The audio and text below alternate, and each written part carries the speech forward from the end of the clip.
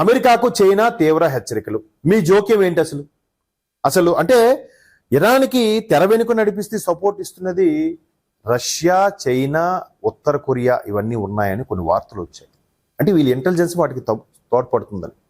So ఇక్కడ అమెరికాకు China తిరిగి రివర్స్ హెచ్చరికలు జారీ చేసిందంట. ఇరాన్ పోర్టులకు నౌకలు చేరకుండా హర్మూజ్ జలసంధిని అమెరికా దిగ్బంధించింది. సముద్రంలో భారీ నౌకలు మోహరించి పహారా కాస్తోంది. ఒకవైపు అమెరికా సైన్యం, మరోవైపు ఇరాన్ సైన్యం మోహరింపుతో ఏం జరగబోతోందన్న ఉత్కంఠ నెలకొంది. మరోవైపు అమెరికా చైనాల మధ్య ఉద్రిక్తతలకు దారితీసింది. జలసంధిపై అమెరికా నేవీ బ్లాక్ డే ప్రారంభించడంతో చైనా తీవ్రంగా స్పందించింది. ఇరాన్తో తప్ప ఒప్పందాలను అడ్డుకోవడం ఏమాత్రం సరికాదని వ్యాఖ్యానించింది. చైనా రక్షణ మంత్రి అడ్మిరల్ డాంగ్ జున్ మీడియాతో మాట్లాడారు. మాకు ఇరాన్తో వాణిజ్య ఇంధన ఒప్పందాలు ఉన్నాయి. మా వ్యవహారాలు ఇతరులు జోక్యం చేసుకోవద్దని మేము ఆశిస్తున్నాం. ఇదిలాగే కొనసాగితే పరిణామాలు మరోలా ఉంటాయి. ఇప్పుడు మీకు పడదు, మీరు కొట్టుకోండి, తన్నించుకోండి, మాకు అనవసరం. మాకు వీటితో డీలింగ్స్ ఉన్నాయి. వీరు చేసినప్పుడు మధ్యలో మీరు రావద్దు, మీరు ఎదురు పడండి అనేలాగా చైనా ఇది అవ్వడం. ఇక్కడ ట్రంప్ ఆదివారం బ్లాక్ డే ప్రకటన చేశారు. ఇరాన్ పోర్టులకు వచ్చి వెళ్లే నౌకలను అమెరికా సెంట్కామ్ తనిఖీ చేస్తుంది. అనుమతి లేకుండా ప్రవేశించే నౌకలను అడ్డుకోవడం, దారి మళ్లించడం, స్వాధీనం చేసుకోవడం జరుగుతుందని స్పష్టం చేశారు. ఈ క్రమంలో సోమవారం సాయంత్రం నుంచే హర్మూజ్ దిగ్బంధనం ప్రారంభమైంది. మరొక్కసారి హర్మూజ్ మాదే, మా వైపు వస్తే అమెరికాకు సంబంధించిన పేల్చేస్తామని ఇరాన్ అంది. కానీ ఇరాన్, భారత్, చైనా, రష్యాతో సత్సంబంధం నిలుపుతూ మీ షిప్పులు వదులుతామని అంటుంది. కానీ ఎవరి షిప్పులు మీరు హర్మూజ్ని తెరవకపోతే మేము ఎవరి షిప్పులు వదలమని బయట పహారా కాస్తోంది అమెరికా.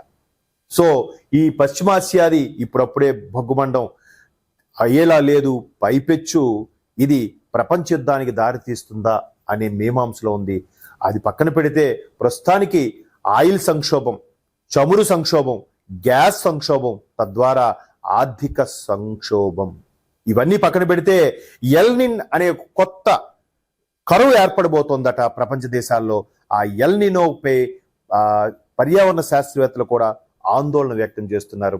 ఈ అమెరికా తీసుకునే నిర్ణయాలు, అమెరికా పెద్దన్న చేసే ఓవర్ యాక్షన్, ఇరాన్ మొండి వైఖరి, చైనా లాంటి వాళ్ళు డబుల్ గేమ్ ఆడడం, ఇవన్నీ కూడా ప్రపంచ ఆర్థిక సంక్షోభానికి లేదా ఎల్నినో అనే కరువుకి దారి తీస్తున్నాయి. ఇది ఎంతో దూరంలో లేదు.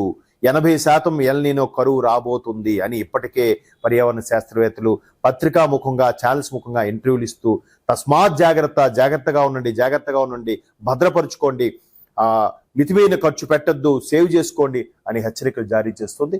సో మొత్తం మీద ఈ పశ్చిమాసియా కాస్త ప్రపంచం అంతటికీ వ్యాప్తి చెందుతుంది. కరువు, ఆర్థిక సంక్షోభంతో 2026 ఎలా ముందుకెళ్తుంది అనేది అందరూ వాళ్ళకి తోచిన విధంగా ప్రార్థనలు చేస్తూ ముందుకు తీసుకెళ్లాలని అనుకుంటున్నారు. చూద్దాం తర్వాత.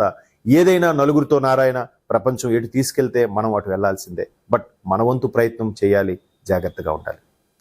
ఇది ఇవాల్టి AT పల్స్. చిన్నోడా కింద పెట్టి